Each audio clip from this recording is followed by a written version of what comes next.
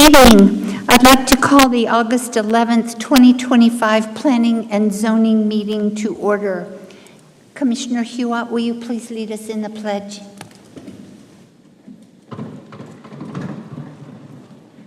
I pledge allegiance to the flag of the United States of America and to the republic for which it stands, one nation, under God, indivisible, with liberty and justice for all. Thank you, Commissioner Hewitt. Good evening. My name is Sandy Griffiths, and I'm the chairperson of the Planning and Zoning Commission. I'm presiding over the Commission's deliberations on hearing items this evening. The Planning and Zoning Commission sits in an advisory capacity to the Town Council. As such, the Commission reviews planning and zoning issues and forwards recommendations regarding these important issues to the Council. All members are appointed by Town Council and volunteer their time. If you wish to speak during the call to the public or on the public hearing items on tonight's agenda, please make sure you have pre-registered your name with the clerk. When you are recognized by the clerk, please come to the microphone and state your name and address.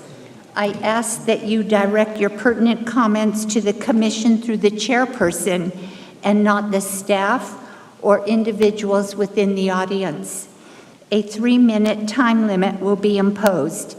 I would like to express in advance the Commission's appreciation for fostering an atmosphere of respect and cordiality this evening. This evening's proceedings will be conducted as follows. First, I will read the public hearing item into record. Staff will then present the agenda item and their recommendations to the Commission. The Commission will question staff. The applicant will be invited to address the Commission and answer questions from the Commission. The floor will then be open to comments from the public regarding the hearing item. Clerk, will you please call the roll? Chairperson Griffiths? Yes, here. Commissioner Bourdon? Here. Commissioner Rutherford? Here. Commissioner King? Here. Commissioner Hewitt? Here. Vice Chair Ted Erb? Here. Commissioner Laney is absent tonight. We have Thank a you, quorum. Clerk. At this time, any member of the public is allowed to address the Planning and Zoning Commission on any issue within the jurisdiction of the Commission, except for those items scheduled for a public hearing item on the agenda this evening. Those wishing to address the Commission must register their name with the clerk. The Commission's response is limited to responding to criticism, asking staff to review a matter commented upon, or asking that a matter be put on a future agenda. Again, public comment is limited to 3 minutes and unless additional time is granted by the chair. Clerk, do we have any public comment? No, Chair. Is there anyone in the audience who did not pre-register and would like to make public comment? Thank you. Item 5, announcements. Do we have any announcements from the Commission? Thank you. Approval of the minutes. Regular meeting minutes dated May 12th, 2025. Are there any corrections to the minutes and/or a motion to approve?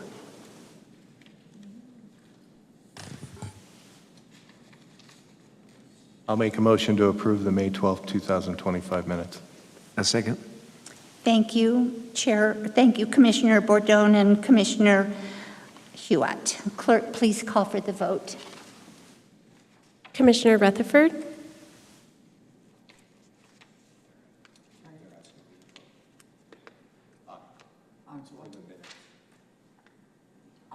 Yes. Commissioner Hewitt? Yes. Commissioner Bourdon? Yes. Vice Chair Erb? Yes. Commissioner King? Yes. Chair Griffiths? Yes. Approval of the minutes. Thank you. Public hearing items, 7A, ZMC 25-002, Robert Road duplex. Consideration and possible action to recommend approval to Town Council. Mr. Ernest Ruby, Development Services Deputy Director, making the presentation. Thank you, Chair, Vice Chair, members of the Commission. The two items, 7A and 7B, are related. They're side-by-side zone map changes. So I'm going to do the staff report as if they were both combined. They will both need a separate motion because they were advertised that way. So I'd ask for your indulgence and when you make your motion, if you make the motion at that point. Thank you. Madam Chair, Vice Chair, members of the Commission, the item before you, as was stated, was a zone map change 25002 for a duplex on Robert Road.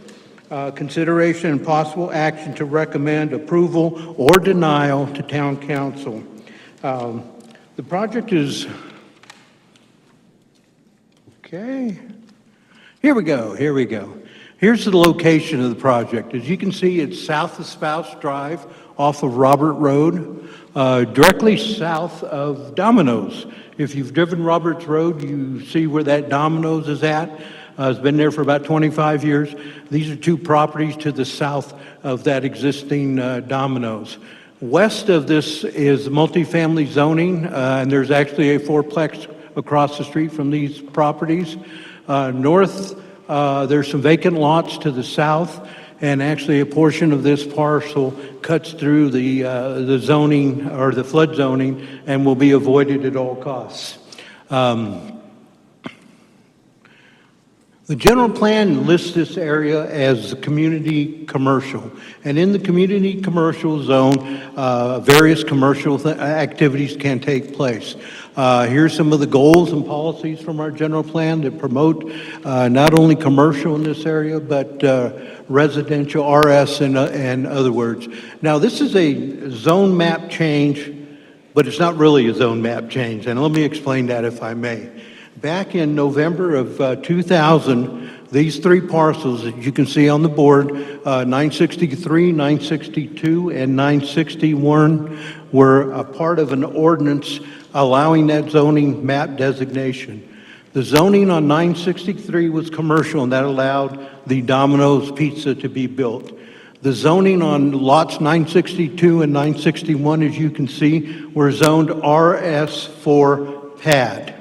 And the reason we're here tonight to verify this zoning is that there was a condition of approval back in 2000 that showed a site plan for the two existing properties, 962 and 961. Those showed professional offices to be built in that area. And the condition of that ordinance stated that whatever was built there happened to be in significant conformance to the approval. Hence, we're back before you because the duplexes are a different issue than the office, professional office would have been. And just one thing to note today, if the proponents had come in with an application to build those duplexes in an RS zone, which we have here, they would already have had their building permits and probably be under construction. And the reason for that is that today in our zoning code, those duplexes are allowed as a right of use in that district. And the ironic part of it is that the office, professional office, is a conditional use in that district. So things have kind of swapped in the last 25 years or so, and that's why we're here tonight.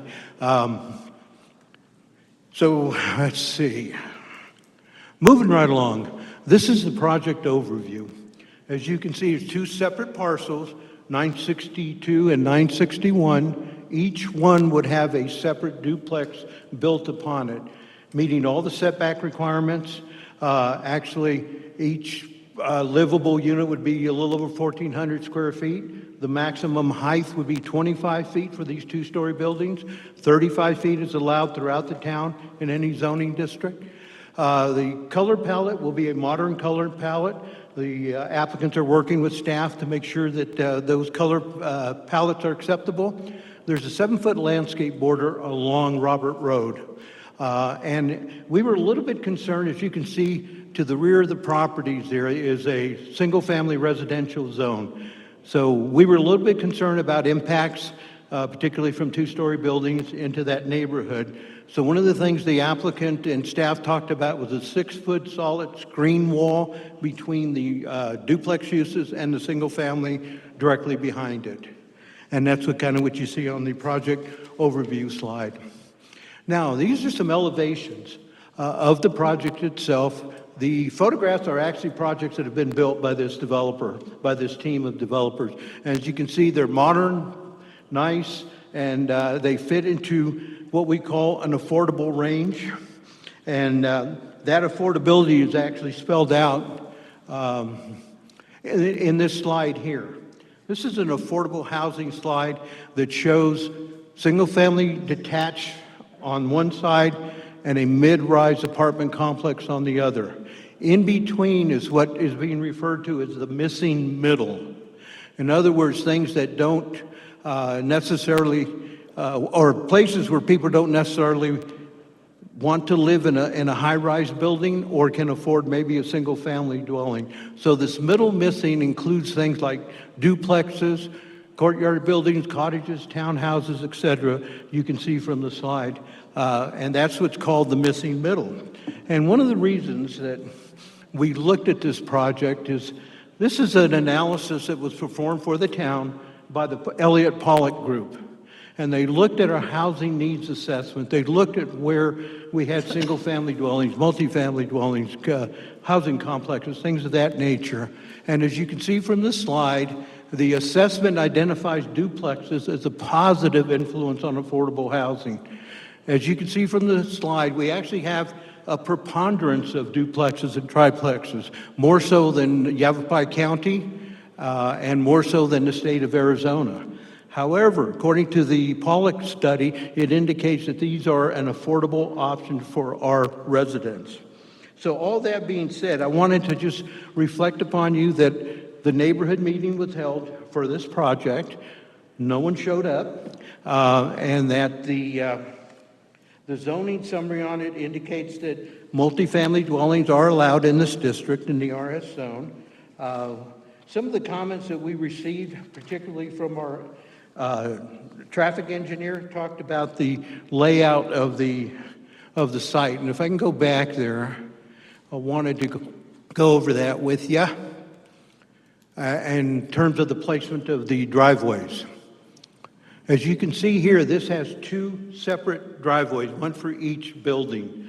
Initially, it was proposed as one driveway to service both parcels, but our traffic engineer felt they would be better served with individual driveways. And as you can see from the overhead, or in front of you, the screen in front of you, the 2 driveways allow for straight-in traffic, but it also has kind of hammerheads to the side to allow for potentially additional parking on site, as well as for turnaround for fire. Now, fire department has reviewed the plans, and they're okay with them as they exist. They will review the plans once again after they're submitted for building permit. Because of the size of the buildings, they're under the size that requires fire sprinklers, so those won't be provided, although fire alarms and CO2 detectors and things of that nature will be provided. This development actually has setbacks of 25 feet in the front, as you can see, 20 foot in the rear, and 3-foot setbacks on the side.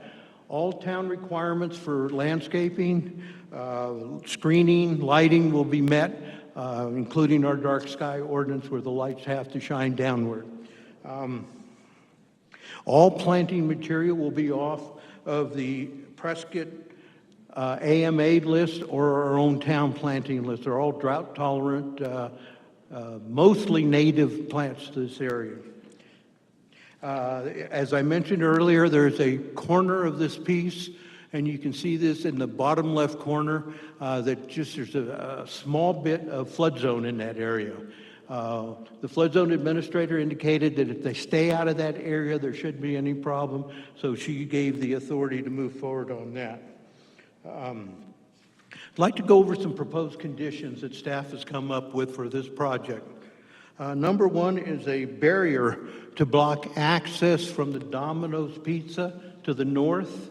Initially, if you looked at that site plan, there was only one driveway back in 2000 that allowed for entrance into the Domino's Pizza and a left turn into the professional offices. I think that's one of the reasons that our traffic engineer determined that they should have their own separate driveways. So anyway, that being said, if you look at that initial site plan, staff is proposing a barrier, block wall, bollards, whatever the developer comes up with for that area to separate the uses from the Domino's and then these residential uses. So that's the first condition of approval. I mentioned to you earlier the color palette. That's going to be submitted to staff. It'll be reviewed by the zoning administrator, and it will be evaluated and reviewed at that time. There's a couple of PUEs, public utility easements, that are on the property. There's actually a 12-foot PUE to the west and a 5-foot public utility easement to the east of the property. Those will have to be maintained. In addition, each unit will have its own water meter and will be separately sewered. That was one of the requirements from our utilities department. As I mentioned earlier, any fire plans will be submitted to the town and in turn sent over to CAFMA for their review and approval. And the last thing, and I think there was a question at one point, what is substantial conformity? Well, our last condition of approval says that this project will remain in substantial conformity to the site plan that you are reviewing and potentially recommending. As we go back to the 2000 approval, we had to identify substantial conformity to the professional offices that were proposed there. It did not meet that criteria, and hence we're before you today. One of the things we cannot do as staff, even with recent legislative changes, is we cannot overrule a council condition. Legal department has told us if it was approved by council even 25 years ago, we are to come back and make sure that you all know what's going on, make that recommendation, so eventually it can go to council for their decision, yay or nay, on that change. And it kind of brings us to where we're at. The motion is to recommend approval to town council for the zone map changes for both of these ZMC 25-002 and for ZMC 25-003. And that is the recommendation on that. I'd be glad to answer any questions if you have them. The applicants are here and they're willing to answer any questions you may have as well. Thank you, Mr. Ruby. I will now open public hearing. Item ZMC 25-002. And just for clarification, Mr. Ruby, these two public hearing items on the Robert Road duplex are for approval or denial. Yes, ma'am, that's correct. Thank you, sir. Commission, do you have any questions for Mr. Ruby? I have a few. Of course you do, my friend. That's all right. And actually, maybe John could help answer some of these questions with regard to our thinking behind the idea of two separate driveways. Certainly respect your authority and position and knowledge. John, we've worked together for many years. I'm curious, do we require the applicant to get a traffic impact analysis or traffic study to support, or is the town the one making the decision with regard to access? Thank you, Commissioner and Chair. This project did not require a TIA. We can handle the project just internally with discussions. Okay. Yeah, the reason why I'm asking is, you know, we're talking about, I think you guys probably have Robert Road classified as a collector. Yes. A north-south main access through town. Generally, when I looked at the previous site plan that was approved for this other offices, you know, generally on a collector, you try to reduce the number of access points as opposed to increase the number of access. Well, with this, they'll have not only the access in and out of the gas station, but Domino's, and then both two more for in a relatively short distance from its proximity to the signal there at Spouse. So I travel right a lot, you know, and I'm wondering what was the thought process between creating more access points on a collector as opposed to reducing the number of access points? In this case, the number of driveway locations has to do with the number of turning movements at each location. If more movements are located at the driveway entrance that goes into the Domino's right now, we're just adding that many more turning movements at that location. So in this case, it helps to spread those out a little bit. Each driveway will have a lot less traffic than the combined turning movements at the one driveway at the Domino's. Okay. And the proximity to the signalized intersection had a little bit to do with that. Okay, yeah, that was my question. Because, I mean, and I can understand that argument if the driveway access were further apart, right? But they're closer together. So don't you think there's going to be potential backup at the signal? as a Not result? necessarily. Robert Road has 2 lanes in each direction, and it's developed right now as an urban section, so driver expectancy, and it is consistent in the area to have driveways throughout that area, so it worked a little better to have it identified that each duplex would have its own driveway. Right. I appreciate the hammerheads, I mean, in the inside, because on some of the other duplexes are being constructed, one under construction now, I think it could be the same applicant. I don't know if they have the same layout for that one, but some of them aren't, and you'll see they'll back up onto Robert Road. It's quite dangerous, so. Right. There is an additional element that, I don't know if it was discussed here, there's a slight vertical curve in the profile of the road at that location. So one of the requirements we do have for this development is to check sight distances for those turning movements. So we'll be taking a look at that as well. Okay, yeah, that actually that's good. That's good. Okay, I was going to ask about the vertical curve next, so thank you. Yeah, thanks, John. Appreciate it. Thank you, Commissioner Hewitt. Commissioner King, any questions of staff? Yes, ma'am. I have a question for you regarding ordinance number 489, number 8, where one of the conditions there, it says that no building shall exceed 1 story in height. If you go and check out that area, a lot of the buildings there are 1 story in height. I know we're going back 25 years, right? But do we have any commentary or feedback as to why that 1 story in height implication was put into place? Chair, Commissioner King, I can't go back 25 years and try to guesstimate what the council was looking at that point, but I believe it was because office professional typically is done in a 1-story building. There's not a 2-story office professional in the town that I know of. So I think that was probably the reason for that. And that was the reason the staff looked at this project, made sure that the rear distance setback was that 20 feet to the single-family, single-story on the flip side of that. And that's why we requested that screen wall and dense landscaping to protect the transition from the multifamily to the single-family. Okay, thank you. Understood. Understood.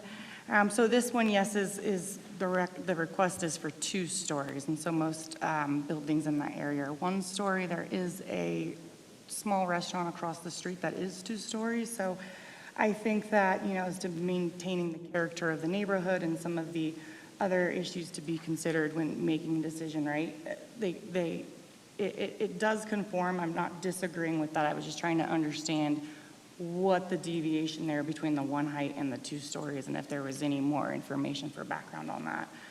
Okay, can you talk to me a little bit more about that floodplain and how that's going to work? And this might be better for the applicant themselves, but if you go and look at the property, I mean, there's a significant drop there on the side. So what are the plans to make sure that that's safe? Thank you for asking, Commissioner King, Commission. Let me see, I don't believe I had the floodplain analysis on here, but John, our town engineer, can probably speak to that. There's a corner of the southwest corner, probably 5 or 6 feet, that actually falls into the flood zone. And as I mentioned, the floodplain administrator, Heather Rudder, had said that typically they would not need a Lomar-Clomar process for that because they were staying out of that, weren't doing any dirt work or anything. There will be landscaping in that corner. Did we have one?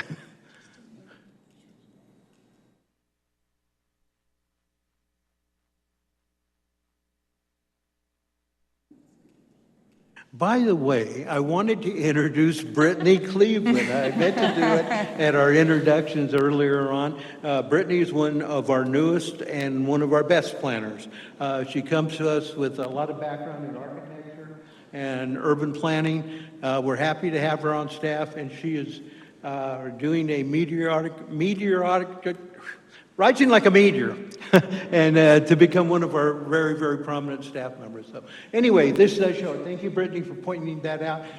If you can see on the left-hand side where these two parcels are located, it does show a portion of that corner in the flood zone. Again, if they stay away from that with no drainage, well, with no grading on that site, it has been deemed to be just fine by the floodplain administrator. Hopefully it answers your question. It is, it looks good, thank you. No more questions for me at the moment, thank you. Thank you, Commissioner King. Mr. Ruby, I do have a question to tag on to Commissioner King about the floodplain. You just made a statement that there's no grading in the floodplain, correct? Correct. But that's where the driveway goes, so they're going to have to do some grading.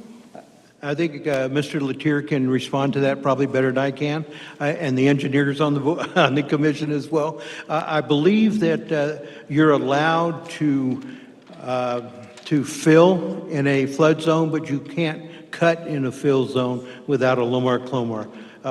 Commissioner Bordone, is that correct?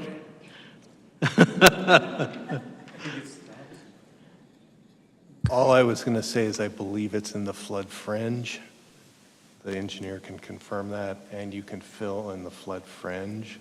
And so I went out and I researched it, and I went online to check where the floodplain was, and I was more concerned about the 3 lots. Those are impacted and obviously are going to have significant building issues, but I felt that these 2 lots are not a concern when they'll have to go through the floodplain administrator. And again, I'm speaking as a commissioner.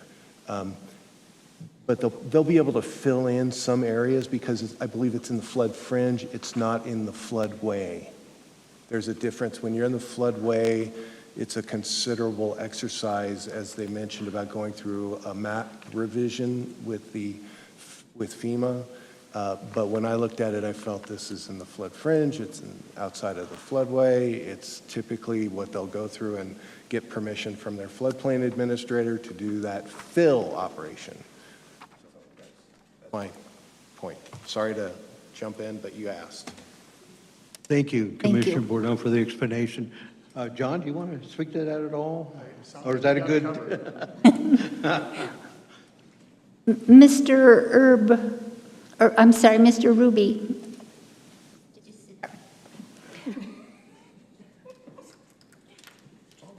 CAFMA has reviewed the project, but there were no comments in the package about their review.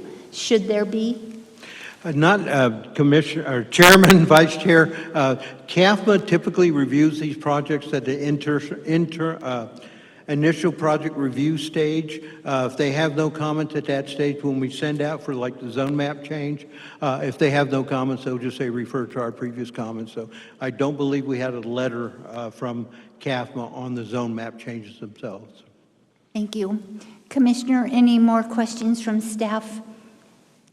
If not, we'll welcome up the applicant.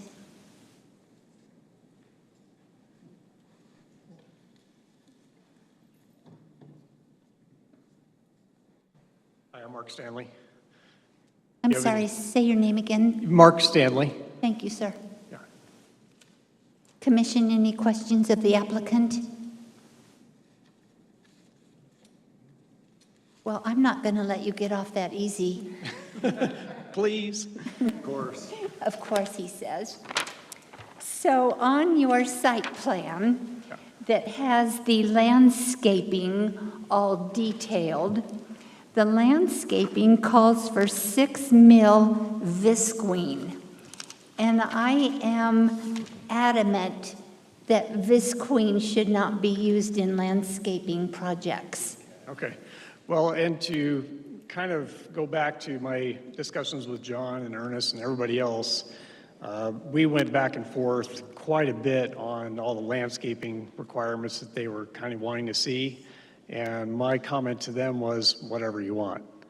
So, you know, if you guys have a particular issue with the plant, it's out of here. We'll put in whatever you want, so. So you will remove the visqueen and put in the fill? Landscaping fabric. Thank you. Yeah, and that's a good catch. Thank you. I didn't catch that. Visqueen, yeah, you shouldn't use that. It should be a landscaping fabric so that water can transmit through, not run adjacent. Is this a fabric covering that you're talking about? I don't know what visqueen is, so. Visqueen is plastic. Plastic. Oh, okay. Okay, sorry, I thought you were talking about a tree. Good catch. And then I have one more, I think, good catch. It says rock-lined swell selected by owner.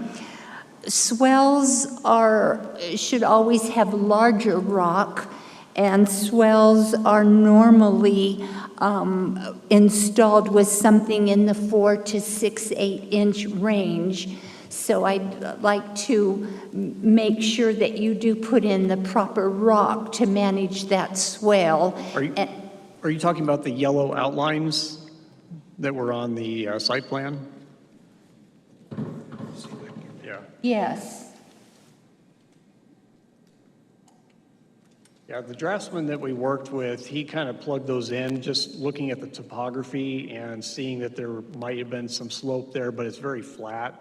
So we can do pretty much anything, but I know when we've done the swales before, we've always used the larger rock to line Perfect. those.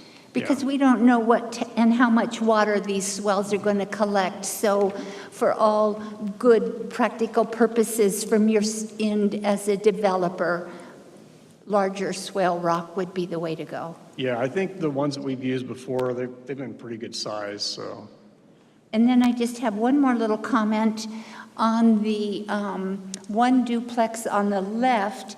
Your landscape architect has situated a plant right in the middle of the driveway. Yes. So you'll correct all of that. It was specifically asked that we put that there. So Well, I'm if you going to guys don't want it, specifically ask that it's out of there. it's out of there, okay? Okay.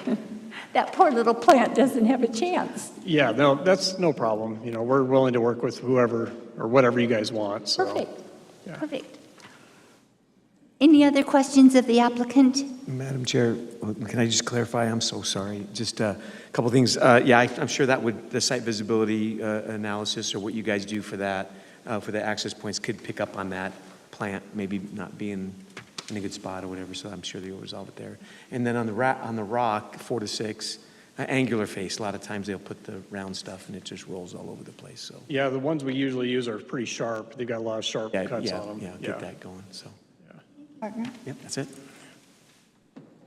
Commissioner Erb, Vice Chair Erb? Yes, I'd like to make a comment for consideration on your part, and if you bear with me, I'll give some explanation, some background for the reason for my comment.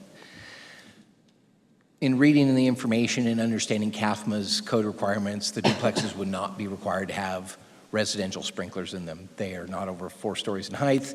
They don't exceed the square footage allotment for an R2 occupancy to require that. With that said, I'm the one person on this dais that spent 35 years in the fire service, and I've seen more than my fair share of multifamily and single-family structure fires that unfortunately have cost people their lives and everything they own. Knowing that the installation of fire sprinklers in a residential setting such as this is not very expensive. On average, $4 a square foot added to the cost. I would strongly encourage that maybe that be looked at, just from a perspective that, you know, residential and multifamily structure fires are the leading cause of death and injury in this country by a long shot. And I would strongly recommend we just look at that to see, you know, how much would that affect your build and your cost to do that on a voluntary basis.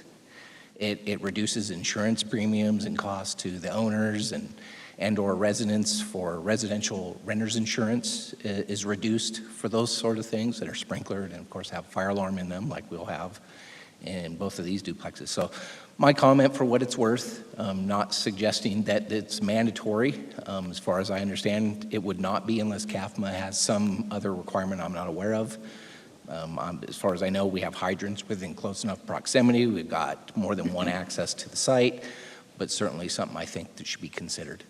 Well, and I don't think it shows it on there, but one of those two round circles on the northeast corner of the northern lot, there's actually a fire hydrant right there. So, but yeah, we'll take your, your suggestion into Thank you. consideration. Yeah. Thank you. Commission, at this time, I would like to talk to the applicant about the potential barrier wall between this project and the Domino's site. What does the commission feel should be installed for some sort of barrier? Commissioner King, do you have any thoughts? I'm open to recommendations, but looking in the area, we'd want to keep it with the character of the neighborhood. I want to say, is it VersaBlock? Maybe you can help me with that. Well, I might be able to add to that also. At current time, all along the northern border of the northern lot that borders with Domino's there's actually a cinder block wall that follows all the way east and west. And the only opening is actually right next to Robert Road. So if you turn into the Domino's there and you make an immediate left, you go right past where the existing wall is. So my understanding was that we would simply continue that block wall and keep it looking the same, unless there's something else you guys would like to see, but that's what we were kind of envisioning. Yeah, I was on site and I thought there was an existing wall being placed when it pulled up for a majority of that parking lot that will block a majority of the traffic that's pulling in there and block any headlights. Headlights, they're over. I didn't, just my opinion, I didn't really flag that as a concern because I felt that's kind of already there, the barrier from Domino's. That's at least what I saw. There's a barrier there, it just doesn't go far enough. Right. Correct. And, I know you mentioned bollards, those are, I don't know, they're just not as aesthetic, and I guess it just depends on what you guys want to accomplish. Is this a kind of a security thing? Because people can get through bollards. Of course, a person could jump a wall as well, but it just really depends on what you accomplish. But I'd strongly encourage you to continue what's there to keep in line with and it'll provide some security aspect to it. Yeah, we kind of wanted to make it look like it conformed to what was originally intended and just continue that wall. I think it's about 4 feet high, but it's a standard gray cinder Wonderful. block. Thank you. So a continuation of the existing wall. Yeah. Perfect. Thank you so much. Yeah. Thank you, applicant. I'll now open it up. Is there anybody, clerk, do we have public comment on this agenda item? No, we do not, Madam Chair.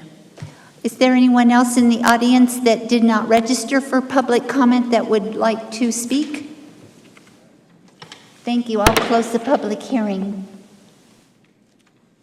Chair, Vice Chair, Commission, if I may, would you like to condition the visqueen cloth issue? And if so, would you please put in a condition?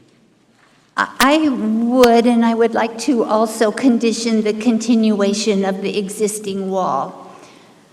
Yes, ma'am, that would be fine. That'll be a clarification of the one condition we had for separation.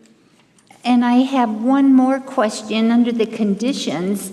It says the project shall remain in substantial conformance, we've already discussed that, with approved site plan. Is it important that we state and give this site plan a date? Yes, Chair, that would be a good idea. As we move forward to council, that'd be a great idea. Thank you. So who, commissioners, would like to make a motion to approve and/or deny zoning map change 25-002 with our revised stipulations. Madam Chair, I move to approve both ZMC 25002 and 003 for the Roberts Road duplex with said conditions. We need to call out our conditions. Well, I think this has to be handled on two separate Yes, approvals. it's just Do we have one, to do them yes. both? Okay, 002 Correct. with the conditions of extending the existing wall separating the Domino's and the duplex off Roberts Road. The second condition was? To remove the Visqueen and use the fabric cloth, and to ensure that the swale rock is 4 to 8 inches, and Commissioner Hewitt, you called it pointed, sharp, angled. So thank you for your motion, Vice Chair Erb. Second. Thank you. Clerk, will you please call for the vote? Commissioner Hewitt? Yes. Commissioner Rutherford? Yes. Commissioner Bourdon? Yes. Commissioner King? Yes. Vice Chair Erb? Yes. Chair Griffiths? Yes. That passes. Thank you. Thank you, Clerk. Mr. Ruby, Madam item Chair, I'm sorry. 7B, Yes, ma'am. ZMC 25-003. Same presentation, same dynamics. I would ask you if you are of the flavor to recommend approval of this, that you add the conditions that you had for the previous zone map change, please. Chairman, I'm going to make a motion to forward this with a recommendation for approval for ZMC 24-003 with the same stipulations that we just did in 002. 25. Yeah, sir. 25. Yeah. No. No, it says 24, but it's Really 25. incorrect. Sorry, just reading right from it. 25-003. Thank you very much. A second. Thank you. Clerk, will you please call, do we have any public comment on ZMC 25-003? Carmela, public comment? Madam Chair, if I may. That particular zone map change, 25-003, does not have the wall adjacent to it. So I would beg your indulgence, take a look at that, please. Yeah, let me amend that motion for ZMC 25-003. Thank you very much for the catch. With the same provisions, same stipulations that we added, minus the wall stipulation. Thank you. Second. Thank you. Clerk, will you please call the vote? Commissioner Hewitt? Yes. Commissioner Bourdon? Yes. Commissioner Rutherford? Yes. Vice Chair Erb? Yes. Commissioner King? Yes. Chair Griffiths? Yes. That passes. Thank you, Mr. Ruby. Thank you, gentlemen.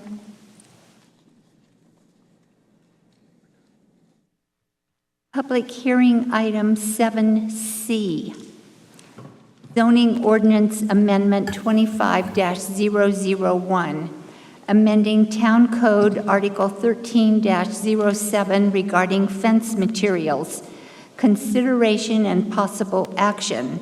Making the presentation, Mr. Ernest Ruby, Development Services Deputy Director. Thank you, Chair, Vice Chair, members of the Commission. As you recall, we recently adopted update to Chapter 13, our zoning ordinance, went into effect January of this year. One of the things that we've encountered through our code enforcement team is that they were having problems with interpretation of that segment of the code. And that segment of the code is actually Article 1307, the fence materials. So what this zoning ordinance amendment attempts to do is to clear up some of that language to specify what is not allowed as screening. Now, the basis for this is people will erect chain link or cyclone fences and then apply like a fabric to it. The fabric is not UV resistant, it rips in the wind, and it causes a lot of aesthetic problems. So when code enforcement was being called out on these particular types of cases, they were having a problem in the code finding specifically what could or could not be allowed as a screen. And as you see in the ordinance and the language in the staff report, it talks about numerous things that are not allowed. And that includes things like plastic tarps, fabric mesh, barbed wire, razor wire, tarpaulins, embedded glass shards, ultra barrier, wood pallets, plywood, pressboard, particle board, chipboard, masonite, electrified, and other hazardous fencing. So this would be types of screening materials in a residential neighborhood. We don't want concertina wire, we don't want barbed wire, we don't want things of that nature, although I don't think they're good screening, but in particular, it was about the fabric, flexible materials that weren't suitable over long periods of time as a barrier for fences and for security. So that was the basis for this code amendment. I don't believe any of our neighborhood services folks, our code enforcement folks are here today. So on their behalf, in discussions with them, they were very much in favor of this. Actually, they actually promoted it and wanted this because it would make their enforcement job much easier by showing what was not allowed. Now, what is allowed as a screen, you might ask? Well, could be a solid wall, could be a block wall, could be a wooden fence. It could even be a chain link or cyclone fence with the strips in it, with the added strips in it. Now, that's not 100% opaque, but it is about the 85-90% range. And that would allow people to still do something with those cyclone fences and not have to go to the expense of doing a CMU wall or a wooden fence and still be able to utilize the fences that are in a lot of places in town, and that's the cyclone fences. Be glad to answer any questions if you have them. It was kind of a house cleaning measure that we were asked to perform. I'll open the public hearing item for 7Z zoning ordinance amendment ZOA 25-001. Commission, any questions for Mr. Ruby? I just have one. Certainly, thank you. Commissioner Hewitt. Is this retroactive? I mean, is this going to, like, because there are properties there that I know of, when I walk around the town, that have this already in place, that, quite frankly, are, like Visqueen, kind of falling apart? Thank you, Commissioner Hewitt, members of the commission. No, it would not be retroactive. It would be from this point on when the ordinance was adopted so that the code enforcement folks could then find out when those issues were happening and whether they were prior to or moving forward. Okay, I would imagine. That's my understanding. Imagine if the covering falls in such disrepair that it is really a public nuisance, then Correct. They could probably pursue that, I would imagine. Yeah, okay, thank you. Correct. Commissioner King, any questions of Mr. Ruby? I do, and God bless these code enforcement humans. They have a very hard job, and we really appreciate them to keep our community beautiful.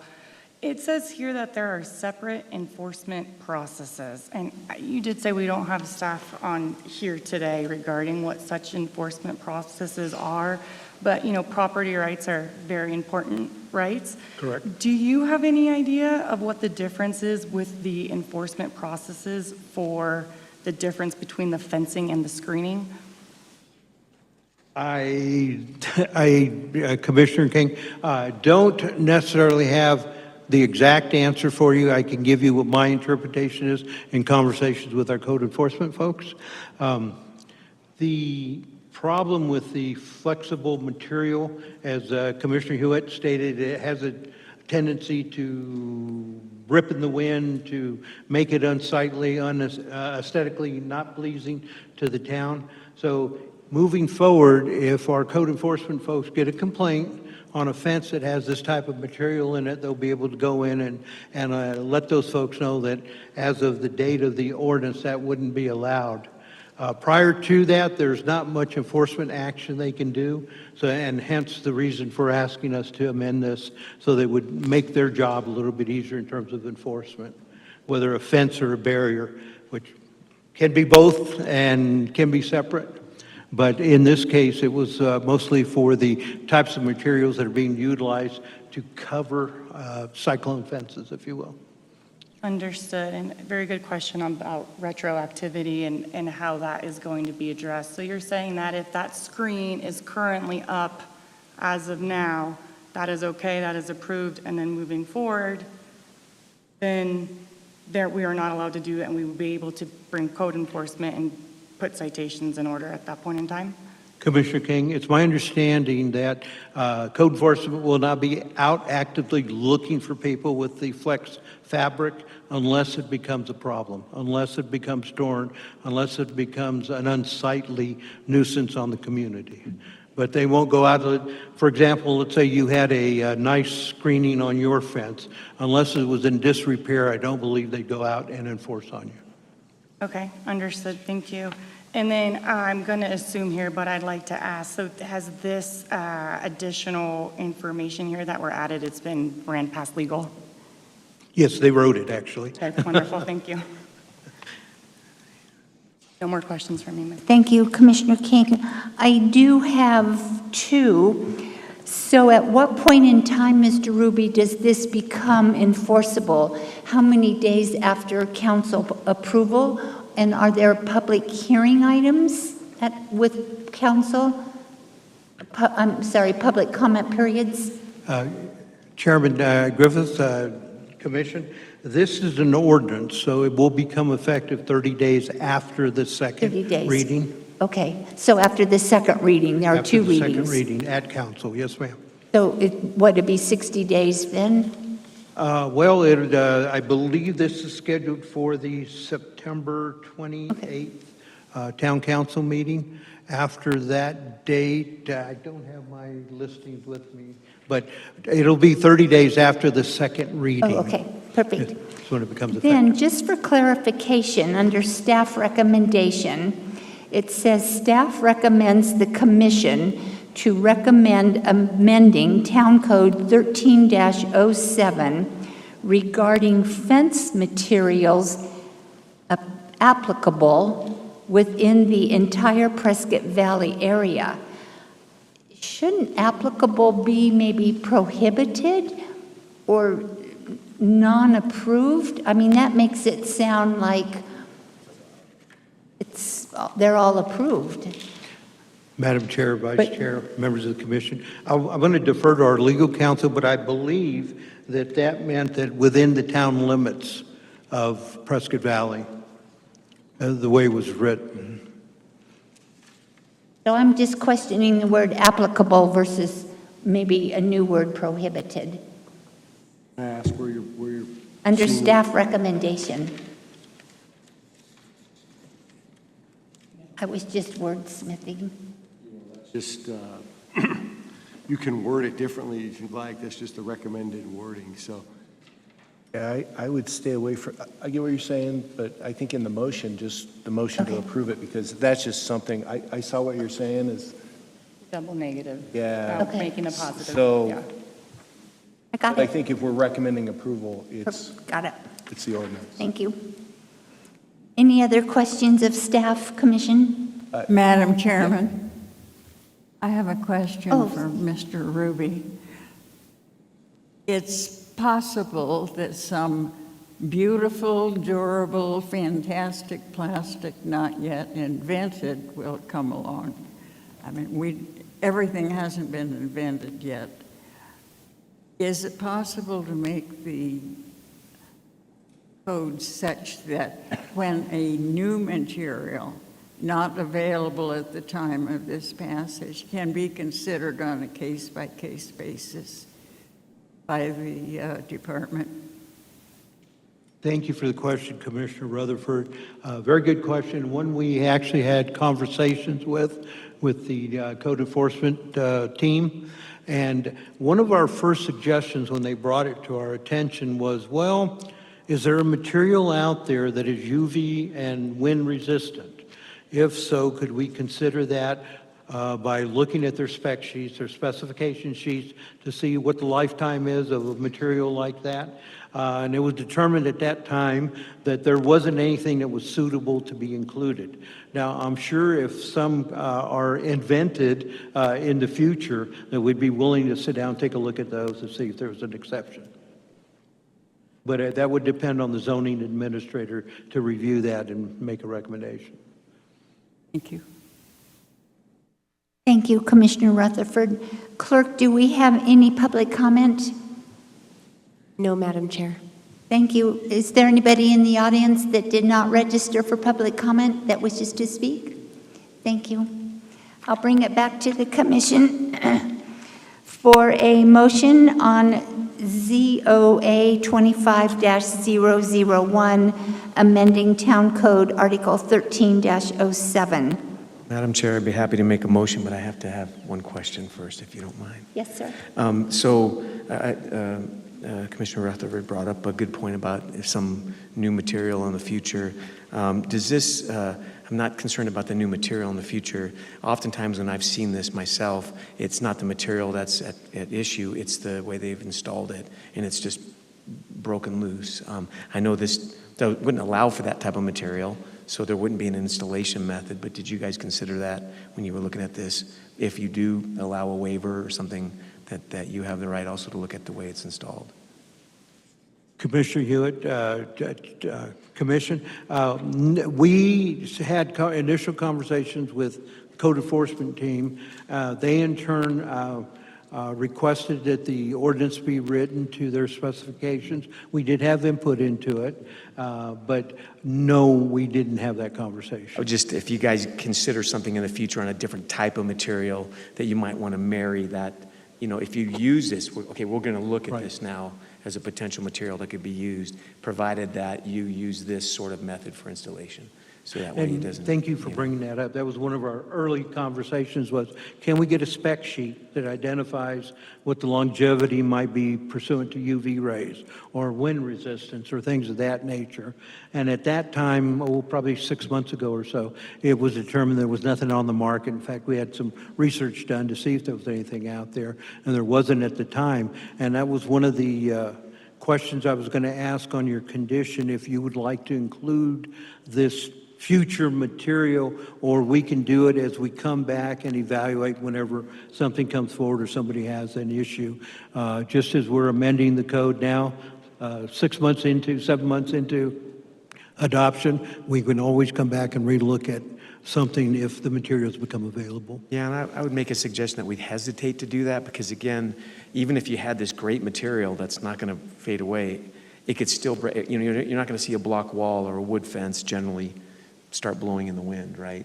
But if this isn't, you know, you got a material that's, you know, better and stronger, you know, faster, whatever you want to, you know, that it won't, you know, it could still potentially create a nuisance because it's still flapping in the wind because it's not properly installed. So I would suggest making the motion as it exists if there's any objection, though. First, let me close the public hearing. Oh, Thank okay. you. Sorry. No, my fault. So I would be happy to make, as it exists, as it stands, make a motion to forward a recommendation of approval to the Town Council for ZOA 25-001. Thank you. Do we have a second? Second. Thank you, Vice Chair Erb. We have a motion by Commissioner Hewitt and a second by Vice Chair Erb. Clerk, please call for the vote. Oh, I think we got a comment. I'm so sorry. Madam Chair, Commissioner, if I may. First of all, we want to acknowledge Donna. This is her last meeting before you. So we wanted to give her a hand and tell her thank you for her 2+ years here leading the department. So I'd like to do that. But upon Donna's recommendation, we talked about manufacturer specifications. And if the manufacturer specs could guarantee that this thing had longevity, had either from UV or wind resistance or things of that nature, we might be able to consider that on a case-by-case basis. So should we add that into our motion so that goes before council? Madam Chair, I would say yes, and it would also depend on the installation, as you know, if it was installed per the specifications or if it was done differently. Thank you. Okay, so Madam Chair, I'd like to amend my recommendation to forward ZOA 25-001 to the Town Council for approval with the condition that alternative materials may be considered, provided that the materials, spec sheet, and installation methods are acceptable to the town, Zoning administrator. to the zoning, right, okay. Thank you. Do we have a second? Second. Thank you, Vice Chair Erb. Clerk, please call for the vote. Commissioner Bordon, Yes. Commissioner Rutherford, Yes. Commissioner Hewitt, Yes. Vice Chair Erb, Yes. Commissioner King, Yes. Chair Griffiths. Yes. That passes Thank you. unanimously. Agenda item 8, any action items, Commission? Any other business? Then we are adjourned. Thank you.